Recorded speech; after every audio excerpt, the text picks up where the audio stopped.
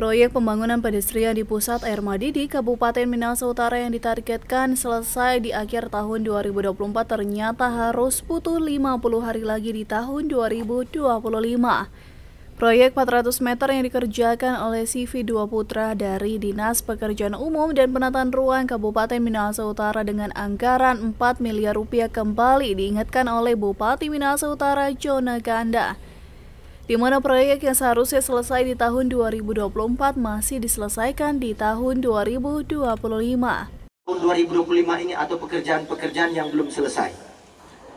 Salah satu contoh, pekerjaan fisik pembangunan pedestrian yang ada di Air Madidi ini, mohon menjadi perhatian Kadis PU, karena ini kita melakukan gebrakan, melakukan perubahan yang ada di kota Air Madidi.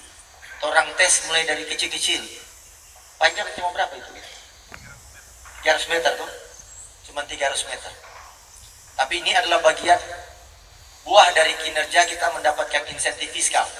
Sehingga orang boleh ada tambahan pekerjaan itu.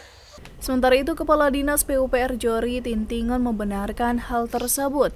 Kadis menjelaskan proyek yang tidak selesai ini dikenakan adendum penambahan kerja 50 hari dengan denda 1/1000 dari nilai kontrak. Memang kalau sesuai kontrak itu sampai tanggal 31. Jadi setelah itu kita akan kenakan denda. Jadi akan ada perpanjangan kontrak sesuai aturan dia 50 hari untuk perpanjangan kontrak, dan denda harian itu 1/1000 dari nilai kontrak.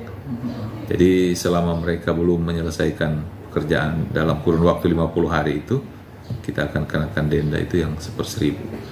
Terpantau hingga saat ini pengerjaan masih terus dilakukan oleh pihak CV2 Putra hingga membuat kemacetan di sepanjang Jalan Air Madidi Kota.